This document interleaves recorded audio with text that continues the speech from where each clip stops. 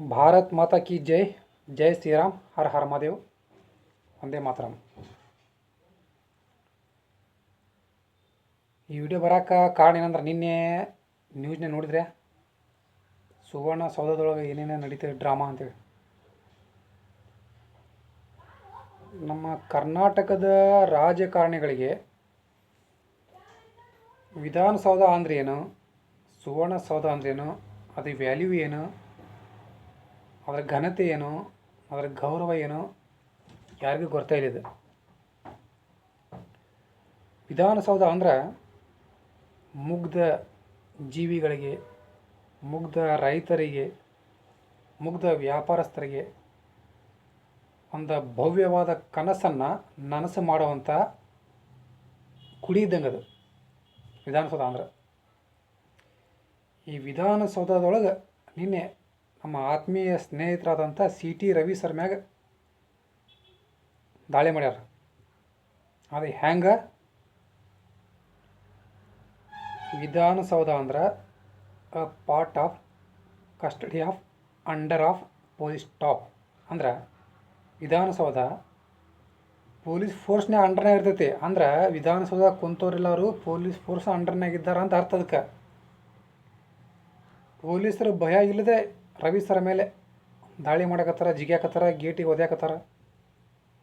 ಯಾವ ಕಾನೂನಿನ ಭಯ ಇಲ್ಲದ ರವಿ ಸರ್ ಮ್ಯಾಗ ಅಟ್ಯಾಕ್ ಮಾಡಕತ್ತಾರ.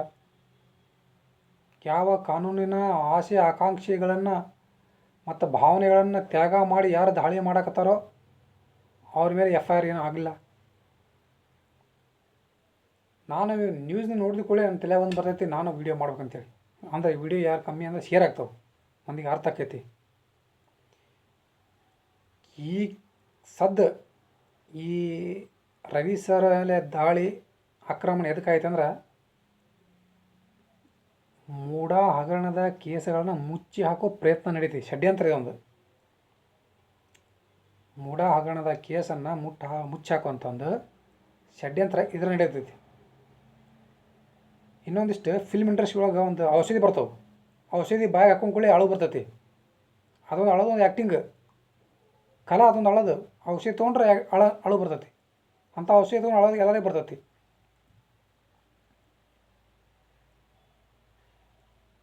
ನಮ್ಮ ದೇಶದ ಸಮಸ್ತ ಭಕ್ತರಿಗೆ, ದೇಶಭಕ್ತರಿಗೆ ನಾ ಬೇಡ್ಕೊಳ್ಳೋದು ಒಂದ,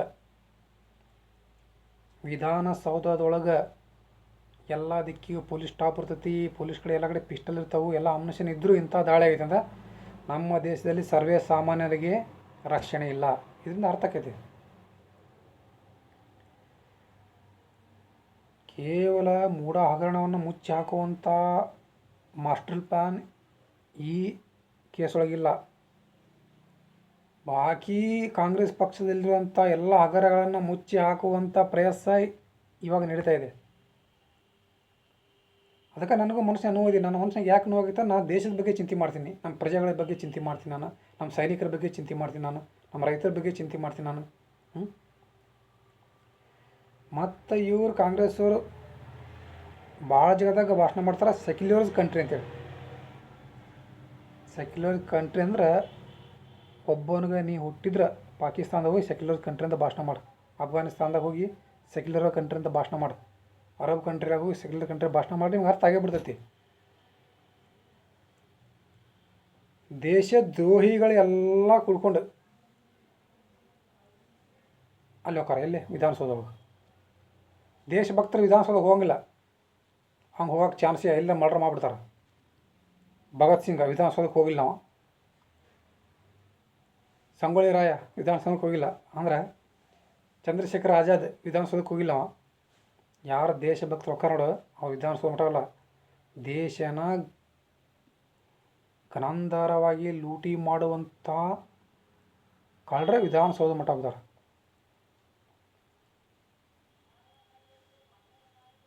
ನಾ ಯಾಕೆ ಬಿಡಕ್ಕೆ ಬರ್ತೀನಿ, ನನಗೆ ಒಂಥರ ಶೀಟು ಬಂದುಬಿಡ್ತೈತಿ. ಈ ರಾಜಕಾರಣಿಗಳು ಬಿಹೇವ್ ನೋಡಿದ್ದಾರೆ. ವಿಧಾನಸೌಧ ಅಂದ್ರೆ ದೇವ್ರ ಗುಡಿ ಇದ್ದಂಗೆ. ದೇವ್ರ ಗುಡಿ ಒಳಗಿಂದ ಅವಾಚ್ಯ ಶಬ್ದಗಳನ್ನು ರವಿ ಸರ್ ಹೇಳ್ಯಾರ, ನಾನು ಅಂದೇ ಇಲ್ಲ ಅಂತೈತೆ. ರವಿ ಸರ್ ಹೇಳ್ಯಾರ. ಮತ್ತು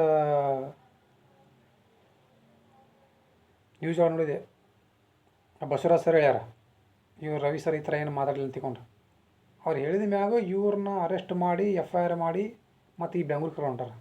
ಎಲ್ಲಿ ಹೊಂಟಪ್ಪ ನಮ್ಮ ದೇಶ? ನಾವು ಭಾಳ ಚಿಂತೆ ಮಾಡಕತ್ತೀನಿ.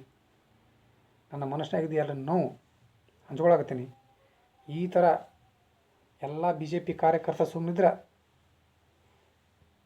ಕಾಂಗ್ರೆಸ್ದವ್ರು ನಮಗೆ ಜೀವನ ಮಾಡೋಕ್ಕೆ ಕೊಡೋಂಗಿಲ್ಲ. ಇದು ಗುಂಡಾಗಿರಿ. ಯಾನ ಒಬ್ಬ ಮನುಷ್ಯಗೆ ಕಳ್ಳ ಅಂತಂದ್ರೆ ತನ್ನ ಹೆಗಲು ಮುಡ್ಕೊಂಡಿದ್ದು ಹಂಗೆ ನೋಡಿದೆ ಅಂತ. ಯಾಕಂದ್ರೆ ಅವನ ಕಳ್ಳ. ಯಾವನೊಬ್ಬ ಮನುಷ್ಯಗೆ ಯಾರೊಬ್ಬರು ಕಳ್ರ ಅಂತ ಅವ ತನ್ನ ಹೆಗಲಿಗೆ ಮುಡ್ಕೊಂಡು ಇಲ್ಲಿ ಏನು ಹತ್ತಿದೆ ಹಿಂಗೆ ಮುಡ್ಸೋಣಂತ ಅಂದ್ರೆ ಅವನ ಕಳ್ಳ. ಕಳ್ಳತನ ಮಾಡಿದವ್ರ ಹಂಗೆ ಆ್ಯಕ್ಟಿಂಗ್ ಮಾಡ್ತಾರೆ. ಏನು ಮಾತಾಡಬೇಕು? 5 ನಿಮಿಷ 35 ಸೆಕೆಂಡ್ ಆಯ್ತು. ಭಾರತ್ ಮಾತಾ ಕಿ ಜೈ. ಜೈ ಶ್ರೀರಾಮ್.